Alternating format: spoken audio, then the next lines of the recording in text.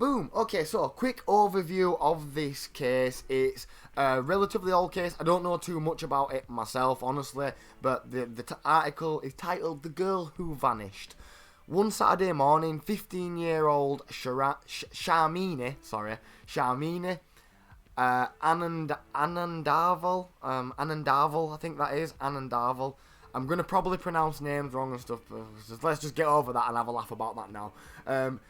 Sharmini Anandavel disappeared from her Don Mills home. Don Mills is in Canada. I didn't know that myself, but yeah. Her neighbour Stanley Tippett was the prime suspect, but police lacked enough evidence to charge him. Over the next decade, Tippett embarked on a terrifying crime spree.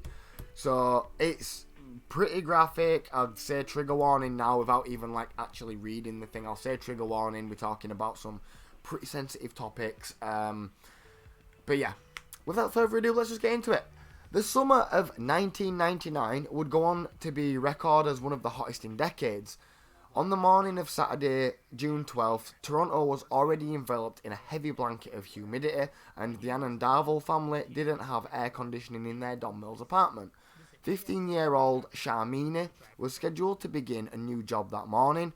Her parents wanted her to drive to work, but they were called away unexpectedly to help a sick relative. They asked her to leave the number and addresses of her employer.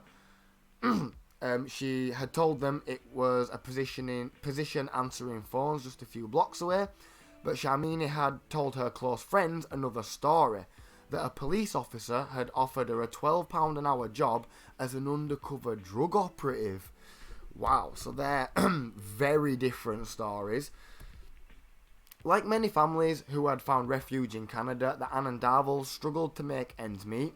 Sharmini's father, can't pronounce that word right there, we'll just call him Allah, I guess, had moved to Sri Lanka to Toronto in 1994 to set up a new life for his family.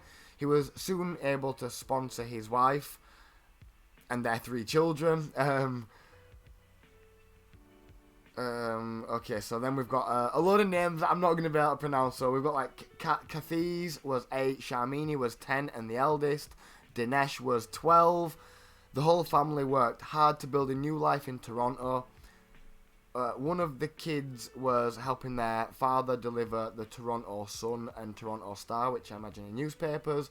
On Friday nights, the family would pick up the flyer inserts for the Saturday newspapers. They'd assemble them together, sometimes ordering pizza. They'd all get up early. The next morning, the kids running around dropping leaflets off in the pre-dawn hours. It was like the worst job ever, the youngest, I think, there recalls. So they seem to be a relatively close family, from what I can gather there. They've immigrated from somewhere else to Canada at a young age. I guess the kids would be at a young age. Okay, but the Anandavels managed, and the kids excelled in school. Sharmini was especially bright, both in intellect and spirit. She attended Woodbine Junior High for grades 7 through 9, and her smiles beamed from the pages of her yearbook. Girls often find their tribe in those early years. Yeah, very true. Same for guys too. Sometimes oscillating between the mean girl posse and the empathetic group. But by all accounts, Sharmini belonged to the latter, the nice group. Her grade 9 homeroom teacher, Jodie White, remembers her as a peacemaker. The one who would always notice if another student was lonely or in trouble. She was such a vivacious, intelligent, loving person, White told me, but she wasn't a pushover. She had opinions and she wanted to be heard. Sharmini sat next to Colin Braddock, a tall, athletic teenager. She was so kind, says Braddock, who's now 35, and she was my first crush. At around 9 a.m. on that June morning, Sharmini left the apartment but neglected to leave a contact number as she'd promised. Kathiz walked her sister to the elevator. She pressed the button, the elevator's opened, she stepped inside and the doors closed. She then disappeared. Wow. I guess that's pictures of her. Sharmini's childhood, 1994 to 1999. The Anandal family moved from Sri Lanka to Toronto when Sharmini was 10 years old. She attended Woodbine Junior High School, where she made friends very easily. By June 1999, she wanted a summer job to earn some extra cash. Cool summary. Nice. Quick drink. Around the same time, Stanley Tippett, this is the neighbour who we have already been told is the prime suspect, was driving by the building on his way to a job cutting grass. Tippett, who was 23 at the time, had lived with his wife and their infant son one floor below the Anandavels.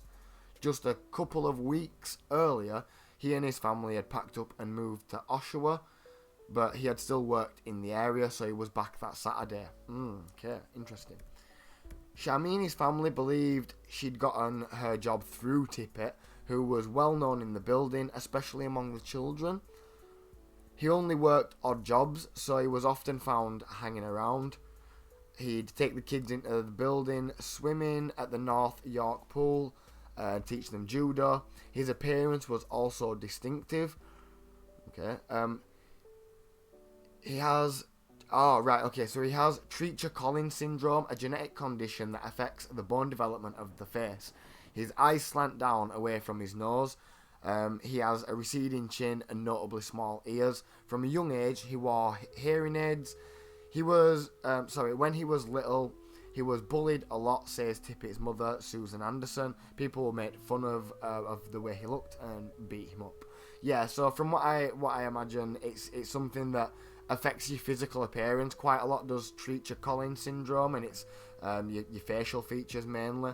So as you can imagine, as a kid, that's probably pretty ruthless to have to go through. But he also had a reputation for making up stories. He once told a group of boys in the building that he was a police officer and needed one of their bikes for an investigation. Tippett was not an officer, nor had he ever worked with the police, but some of the children, including Kathy's, believed he was a former cop. Of course, to a child, that's something that you probably are going to be incredibly scared to question. He would often patrol the building and he wore a police jacket. Isn't that illegal?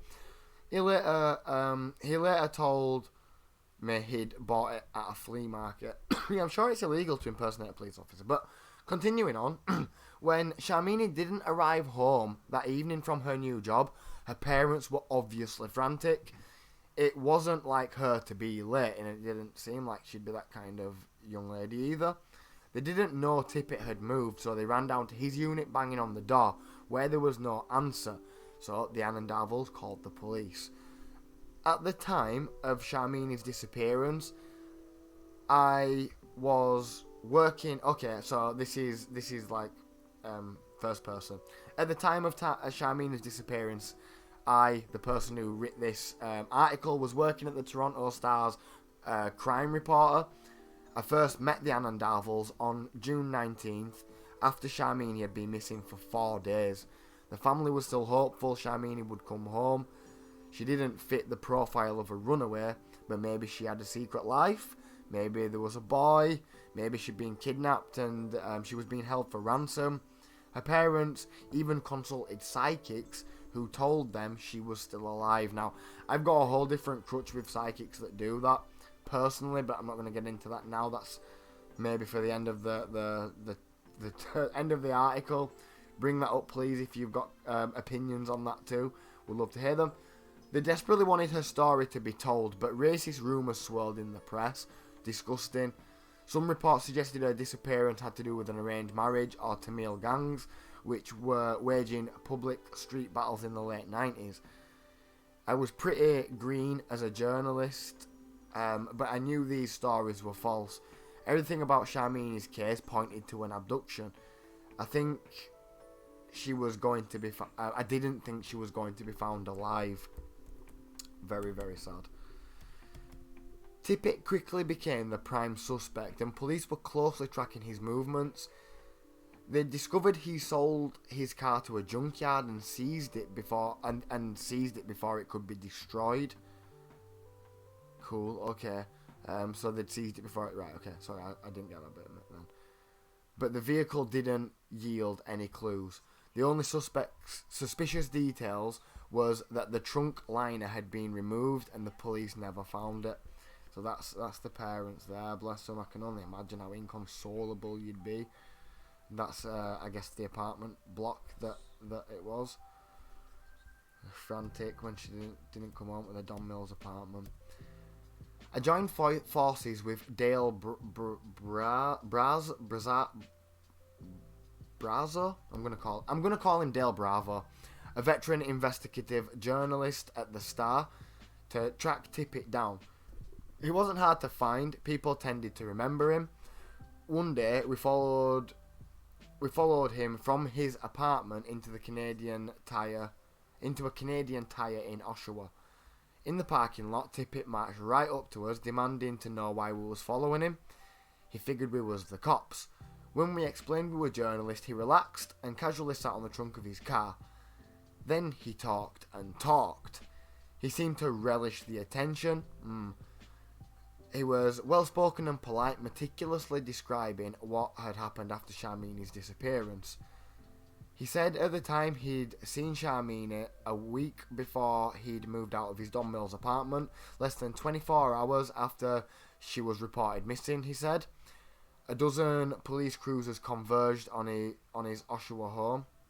Whoa. He had driven to 33 divisions in the back of a cruiser. He didn't have a lawyer during his interrogation. I have nothing to hide, he told us. Should always have a police officer present.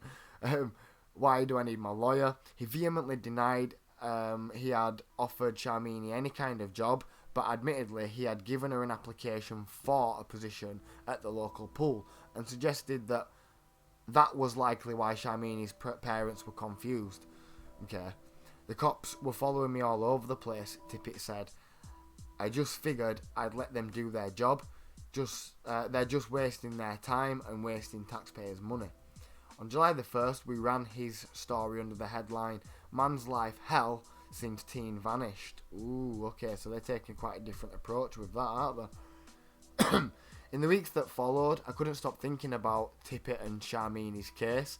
I kept hoping she'd suddenly just walk back into her apartment, but 4 months after she'd disappeared, in October 1999, a father and son hiking in the East Don Parkland Trail, which I have been told is a very large trail, discovered human remains beside the river. Damn. There wasn't much to find. That hot summer had caused rapid decomposition and coyotes had ravaged whatever was left. All that was found were a skull and some bone fragments, no useful DNA or forensic evidence. Dental records confirmed Sharmini's identity. Damn, man. So that's the aftermath. The Anandavels held vigils, hoping for Sharmini's safe return, but her skeletal remains were found 4 months later. The prime suspect was Stanley Tippett, this chap here, look. And I imagine this is where he's been sat on his car, casually. And I guess you can see the distinctive facial features there, I guess. Right, so I'm just going to read some comments real quick. Thank you for your comments, everybody, and thank you for sitting through that so far.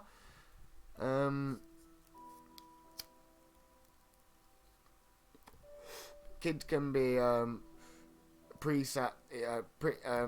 pretty evil little bullies. Yeah, they absolutely can. Yeah, holy shit.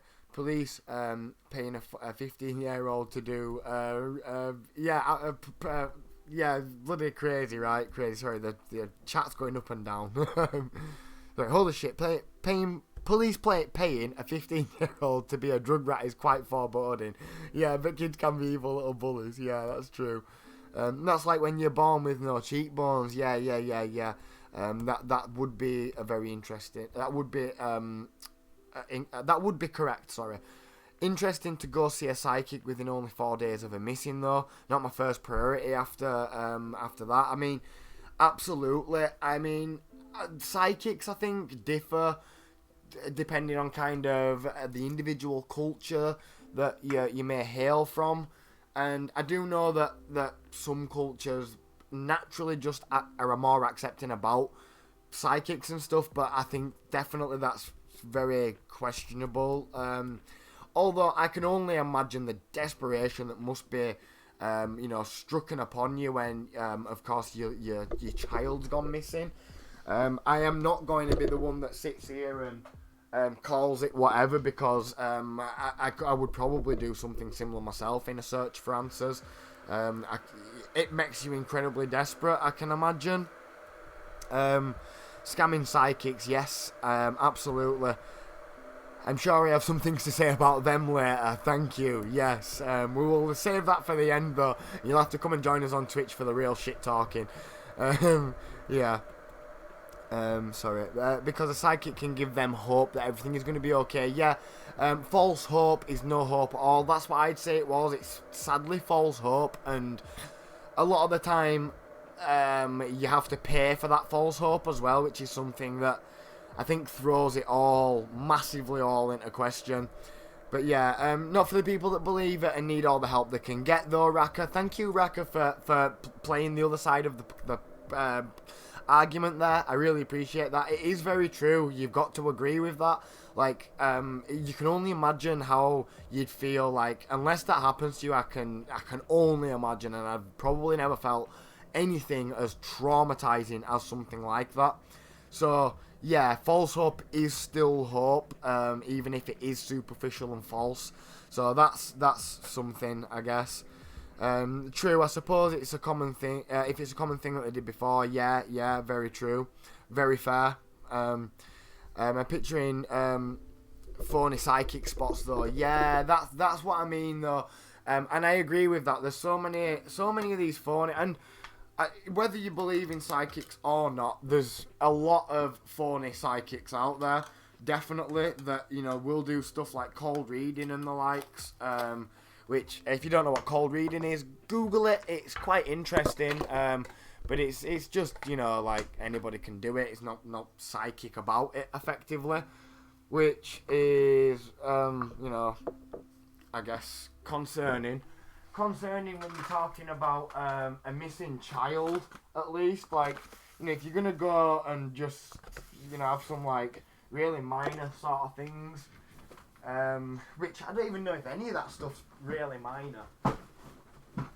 But yeah, sorry, I'm just making a coffee. I hope nobody minds me just quickly having a coffee break here.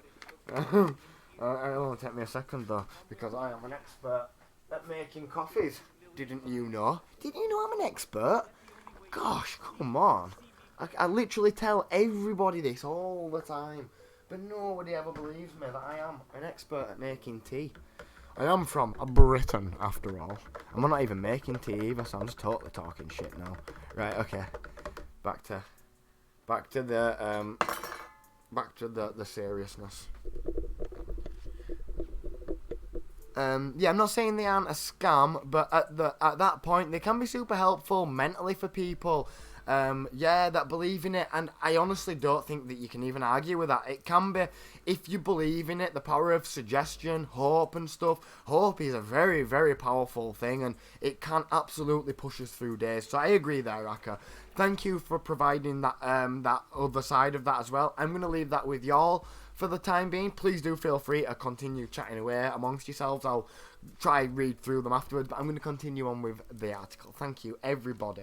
You are all being absolutely amazing, can I just say. Bloody wonderful crowd. Okay. Toronto homicide detectives Matt Crone and Greg McLean were assigned to the file. They were veteran investigators, both in both stature and reputation. The most crucial clue that they uncovered wasn't at Sharmini's burial site, but in her bedroom. It was a fake application for something called the Metro Search Unit. Police believe this may have been the bogus job offer, the ruse that her killer used to lure her from her home. Crone was convinced the perpetrators was someone known to her. That would make sense, right? I knew Tippett had a history of impersonating police officers, and he told me he'd given Sharmini that job application for the pool, but he was so obviously a suspect that it seemed, well, too obvious. Sharmini's murder had followed a string of high-profile wrongful convictions in Canada. My God, I need to just sort my head out here. I can't even speak. Okay, Sharmini's murder had followed a string of high-profile wrongful convictions in Canada, and I didn't want to have the same tunnel vision that police had in those cases. And yet, for Crone, the coincidences were undeniable. He was sure Tippett was the guy, but without any physical evidence tying him to the murder, prosecuting him would be difficult. Wow, I'm really struggling here. After the 9/11 attacks, I became the Star's first national security correspondent. For the next 18 years, I travelled the world trying to make sense of the relentless cycle of terrorism. During that time, there were still a handful of local crime stories I tracked, and Sharmini's unsolved murder was one of them. So by 2004, Tippett was 28, so this is, of course, a few years after now. And his family was growing. Eventually, he and his wife would have 5 children, 3 of whom inherited Treacher syndrome. They lived in a townhouse in Collingwood. In September that year, Tippett began stalking one of his neighbours. Wow, a young single mother. He'd look into her windows and sit in his van and stare at her home. He offered her rides. At one point, he made false claims about the Children's Aid Society, saying she was unable to look after her 6-year-old son. Murray Pfeiffer, who lived nearby, told me he'd tried to help the woman, warning her against going anywhere alone with Tippett. Pfeiffer didn't know anything about Sharmini's case, but said he got a bad feeling about how Tippett acted around women, including Pfeiffer's daughter. She was 10, and Tippett offered to drive her to a dance class. No way, Pfeiffer said. Oh, shit. Oh. Yeah, this guy, he's definitely not helping himself. If he is guilty of an incredibly heinous crime, he's like really trying to bring attention to himself, right? Oh, for Christ's sake. Why would this do this to me, man? Why would it do it to me now? Sorry. Put my charger in. Oh my gosh. Yeah, what on earth is that about? Why is he continuing to be such a strange chap around people? Okay, right, where were we? Soon the woman Tippett was stalking contacted police, and he was charged with criminal harassment. He pleaded guilty, telling the court he was sorry for upsetting his neighbour. How very lovely of him. Tippett and his family moved to Peterborough the following year. One day in October 2005, at a Walmart job fair, he noticed a 21-year-old woman and introduced himself as Jason Armstrong. She had recently immigrated to Canada and told him she was desperate for work so she could sponsor her husband to come here from the Netherlands. Tippett promised her a job, not at Walmart, but at the YMCA. Over the next 8 days, he regularly contacted this woman. Once he arrived at her home with a birthday card, another day he ran into her by accident, he says, at a Taco Bell. The woman was applying for a job, which angered Tippett since he'd already offered her one. He got kind of mad at me, saying he's a man of his word and that he's not playing any kind of game, she later testified. Tippett gave her a phony YMCA application, which she filled out. He told her she'd be working with the fire and police departments and when people went missing. This woman became suspicious and called the Y to verify that there were the YMCA is that, to verify that there were job openings and that someone named Jason worked there. The YMCA called police and Tippett was arrested. Good, bloody hell, glad that they did. Tippett's pattern, 2005. Tippett was never charged with Sharmini's murder, but he remained on the police radar. In 2005, he pleaded guilty to stalking a neighbour. The same year, he was charged with criminal harassment and attempted kidnapping of a woman he met at a Walmart job fair. That's a summary. Good summary. When I heard about the case, all I could think about was Sharmini. The fake job offer, the phony application, the vulnerable victim, the suggestion of a bogus police operation.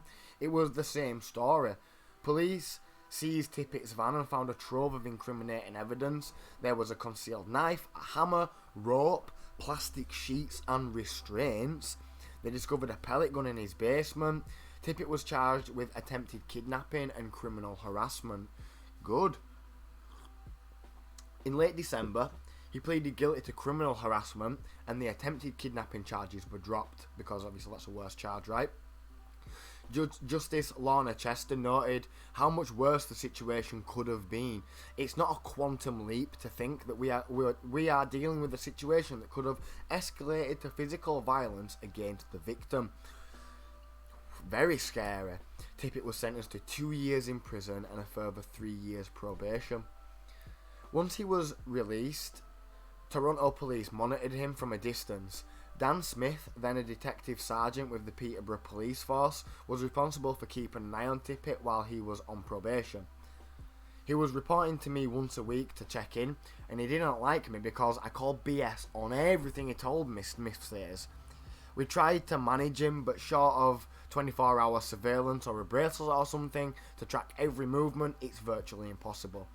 The best offender management plan on earth isn't going to stop a predator like him from reoffending.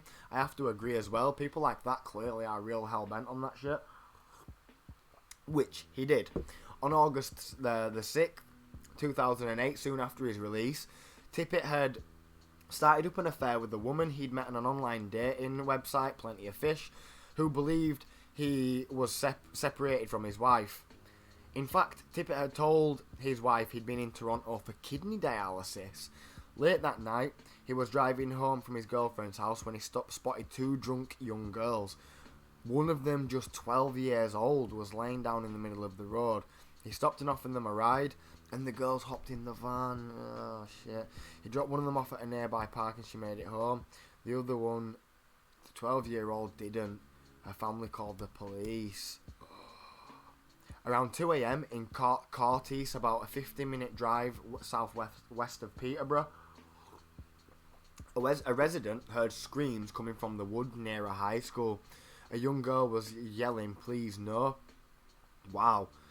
The resident called the police. When a Durham police officer arrived on the scene, he saw a man come out of the woods and jump into a red van. The officers pursued the vehicle, swerving through residential streets at high speeds, but the chase was called off when dispatch decided it was too dangerous. God damn it! Police found the girl at the school, stumbling from the woods, crying and incoherent. Her shirt was torn, she was naked from the waist down.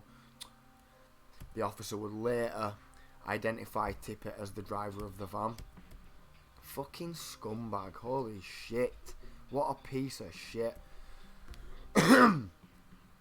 Smith was about to put out an Amber Alert for the missing girl when Peterborough police got a call about the incident in Courtice.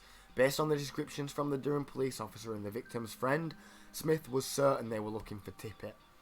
Then his phone rang. He couldn't believe the voice on the line. It was Tippett. He told Smith that that after he dropped off the first girl, he'd been held at gunpoint and his van was stolen. Smith knew he was lying. I wanted to get to him before he could discard evidence or change clothes. Within half an hour, they had him under arrest. Bloody lovely. Good on him. Well done, police there. The evidence piles up. 2008, in August, Tippett sexually assaults a 12-year-old girl in the woods, who was convicted and sent to prison on an indefinite sentence. Pardon me. Jesus, my...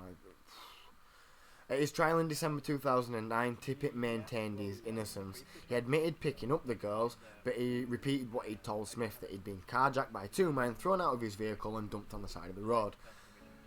Those were the men, he said, who attacked the girl. Yeah, of course, yeah. Justice Bruce Glass was not convinced. "I do not believe the testimony of Mr. Tippett," he told the court. Tippett was convicted of sexual assault. He was again behind bars, likely for a long time. In Canada, a life sentence isn't really for life. Offenders are eligible to apply for parole after 25 years, but in 1977, Canada introduced the Dangerous Offenders designation, reserved for the most violent criminals and sexual predators, designed to keep them in prison indefinitely. Good flipping order. There has been 921 dangerous offender designations since then. Nearly 20% have at least nearly 70% have at least one conviction for a sexual offence. After Tippett's sexual assault conviction, the Crown applied for him to be declared a dangerous offender. The threshold for the designation is high. The Crown has to prove that the offender is likely to offend again by showing a pattern of persistent and violent behaviour. In his 49-page submission, Crown Attorney James Hughes argued that Mr. Tippett is a stranger to the truth. As part of his pattern of repetitive, aggressive and sexual behaviour, he lies to the targets, his wife, doctors, CAS or CAS officials, which is, I think, something to do with child, is it? Child assault? I don't know. Officials and the police officials, school officials, probation officers, his assessing psychiatrist, and to the court. To prove their case, the Crown went far beyond Tippett's 3 adult convictions. They went all the way back to 1991 when he lit his teacher's desk on fire. Wow. They described how a year later, when Tippett was still a minor, he followed a teenage girl off a bus. He told her to lie down and held a pellet gun to her head. The girl believed she was going to be... I don't even like that word. Raped. Witnesses for the Crown also included a cashier at a grocery store in Oshawa who had to get a no trespass order against Tippett when he wouldn't leave her alone. Rosemary Hinks, a principal from the Peterborough Elementary School that Tippett's children attended, described him as controlling and aggressive. My gosh, this guy's got kids, right? She obtained a no trespass order for him when she became concerned about the safety of students and teachers. He was manipulative, deceptive and cunning, Hicks told me, saying she would sometimes discover him in the school or at the fence watching the students. How on earth is he being allowed to get away with so much? Wow. Tippett's lawyers argued that his risk could be managed in the community with intensive counselling and the use of anti-androgen medication, anti-androgen medication, a form of chemical castration to control sexual behaviour. There was also 2 psychiatrist assessments, one presented at the request of the court, another on Tippett's behalf. Tippett only agreed to meet with the defence's psychiatrists. The Crown's doctor had relied on the documents. Both doctors agreed that he had showed a sexual preference for prepubescent males and females and prepubescent females, and that he could not be relied on to tell the truth. Justice Glass sided with the Crown, and in October 2011 designated Tippett as a dangerous offender with an indefinite sentence. He is now eligible to apply for parole every 2 years, but parole for dangerous offenders is rarely granted. In 2018, his publication was denied. Although you say that you take responsibility for your actions, the parole board ruled you consistently attempt to present your offending in a positive light as you claim you tried to help people, but it gets you in trouble. The parole officers commented that you have delusions in regard, and the board agrees. I guess that's in there, right? Dangerous offender 2009. Tippett was declared a dangerous offender and an extreme designation reserved for violent criminals that will likely keep him behind bars indefinitely. Dangerous offenders can apply for parole every 2 years, but it is rarely granted. So, okay, back to I guess this is back to the original story then. 20 years ago, Sharmini's father gave me a picture of her. I've had it pinned up at my desk ever since. It shows Sharmini resplendent in a gold sari, looking over her shoulder into the mirror.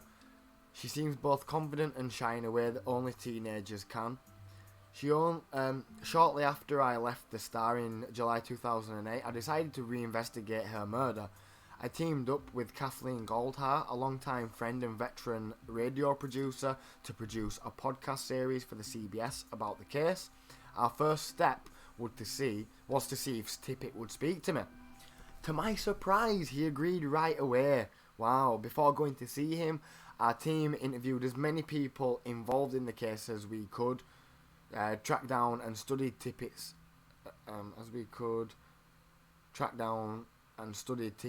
psychiatric profile. We tried to devise a strategy to get to the truths that no one else had.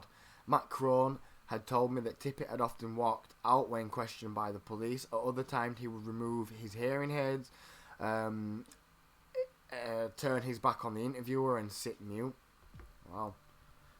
Our first interview was in February at Waxworth, a medium security prison northwest of Brelville. I was uncharacteristically nervous. We were still setting up when, to our surprise, Tippett just sauntered in. No shackle or handcuffs. A guard had just let him into the secure area, but didn't stay. I'd forgotten how harmless Tippett seems. His diminutive, soft-spoken, slowly moving. He's diminutive. I can't say that word. Soft-spoken, slowly moving. I asked if he remembered me. Yes, is that Michelle? He said. Tippett told me that he was happy to talk, but only about what he calls his wrongful conviction of the sexual assault of the 12-year-old girl, not the Don Mills incident. It bothered me that he wouldn't use Sharmini's name. We started at the beginning. I had a difficult childhood, mostly because of my facial deformities and my disability, he told me. I was ridiculed because of the way that I look, because I was different. I believe that. Yes, I do have faults. I've made some mistakes. I do not believe that makes me a bad person. When I asked him about his mistakes, each one came with an excuse or elaborate answer. He always had an angle, something that cast him as the victim. Regarding the Peterborough case, where he posed as Jason Armstrong and offered the woman a bogus job, he admitted that he did it, but said it was only because he wanted the job at Walmart and didn't want her to get it. Oh, okay. When I brought it up, the paraphernalia was found in his van when Detective Smith called an abduction kit 10. What Detective Smith called an abduction kit 101. Tippett shook his head and chuckled. They took it out of proportion. I had items in my vehicle that I cleaned with. The police were looking for those items, and I had my vehicle as suspicious as something that you would use for kidnapping. His tone was incredulous. Stanley, I responded. I have a car and I don't have any of those things in my car. You're a smart guy. You can understand how that would seem suspicious. Which it absolutely is, I guess. I mean, especially with all of the mitigating circumstances that go along with it. Yeah, of course it ain't weird just to have cleaning shit in your car, but it is if you're like trying to give like teenage girls a lift everywhere you go and shit. Like, that's definitely pretty weird. I oscillated between fascination. His answers were immediate and detailed, even if they defied logic, and frustration that he was lying to me. The interview remained cordial until I started comparing details of the 2005 case to Sharmini's unsolved homicide. His body language changed. He leaned back, crossed his arms. I can only say I wasn't involved in the Don Mills case. I didn't have any contact with Sharmini at the time when she disappeared. Ooh. I repeated Sharmini's name as much as I could, and reluctantly he did start to answer questions about her. His story had changed from 20 years ago. In 1999, he had told me he used to take some of the kids in the building swimming, including Sharmini. When I brought this up, Tippett denied it. I wouldn't give them a ride in my vehicle. No. He also denied telling me that he gave Sharmini an application for the job at the pool. Wow, that is so crazy. As we reached the end of our interview, I was defeated. Tippett didn't provide answers, just more questions. Before we left, he told me that there was DNA evidence that would exonerate him from the sexual assault offence against the 12-year-old girl. We promised to look into it, and for the few next week we investigated his claim. Tippett argued that the victim's tank top contained traces of sperm cells from two men, which supported his carjacking claims. when Tippett hadn't mentioned to us the fact that the samples were just a minuscule number of cells, millions fewer than you would see if there had been any sexual activity. Apparently, the trace sample can be transferred to clothing in the laundry, and there is no way to identify where it came from. The DNA certainly didn't come from Tippett's guilt, but neither did it exonerate him. It certainly didn't confirm Tippett's guilt, but neither did it exonerate him. His lawyers had already argued this at the appeal court, and the appeal was denied. 2 months later, Tippett agreed to a second interview. He was transferred from Waxworth to Beaver Creek, a minimum and medium security facility in Gravenhurst. It was like going from a days into the Four Seasons. It was still a prison, but inmates could live communally, I think that is, yeah. And there were more recreational and rehabilitational opportunities. Yoga classes are being held in the prison chapel. Once again, we sat down with Tippett, and once again, it seemed like we were going in circles. At one point, I got frustrated and begged him to tell the truth. I believe good people can do bad things, I say. They pay the price, and then they have another chance. You're going to die in jail if you keep denying that you did certain crimes. You know that, right? I know that I believe in my heart that the truth will come out, he said, and I believe when the evidence comes out, I will be exonerated. I interrupted him.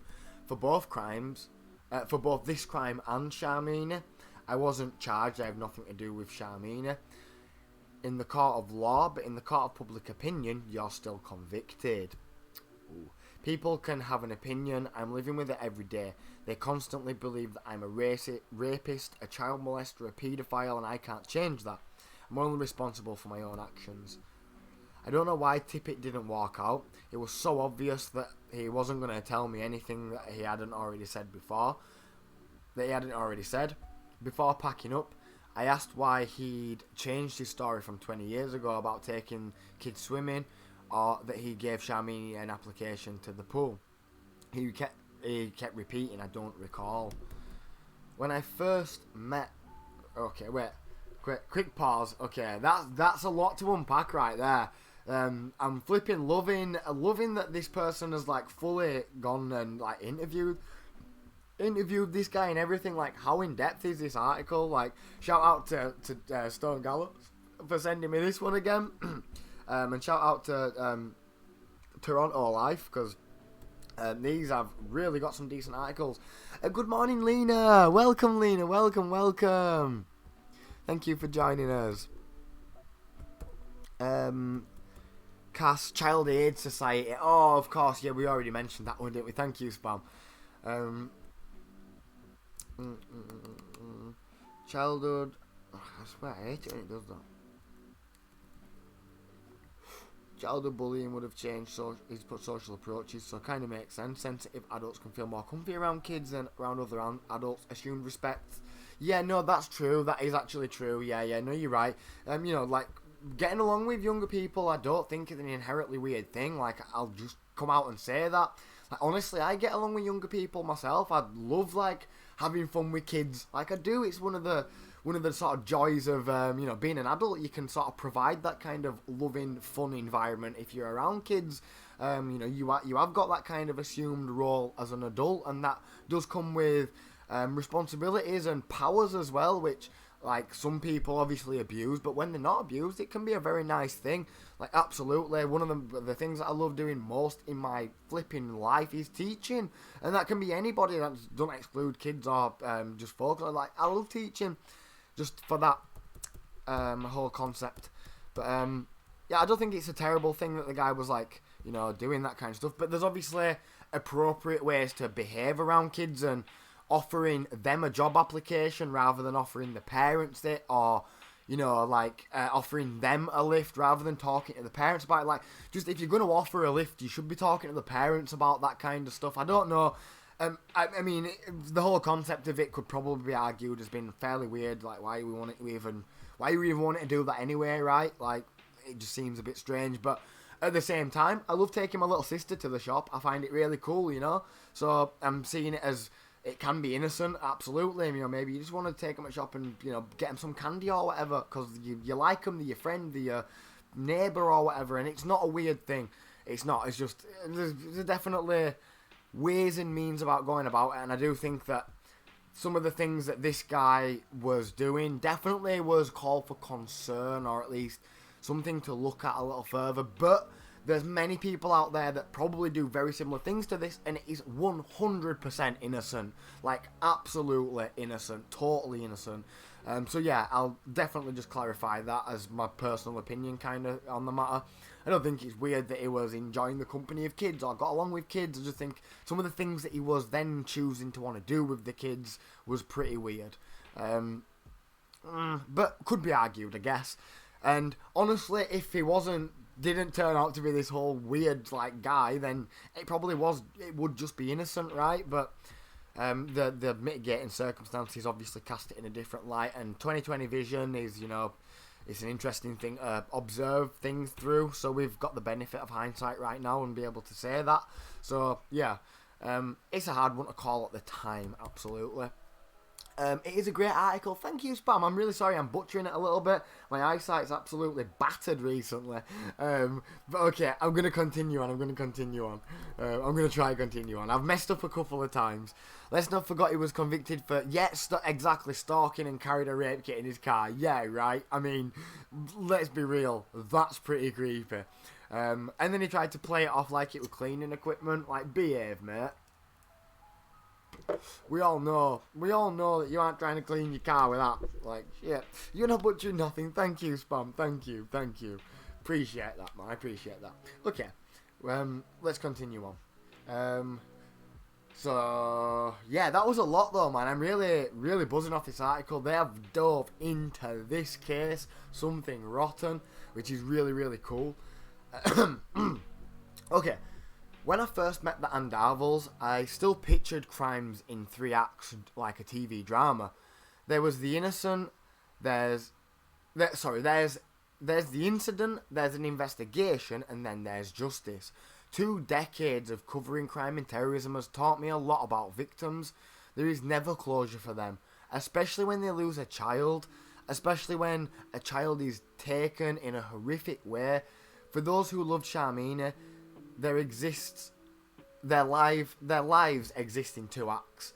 There's before and there's after. And that's deep. I like that.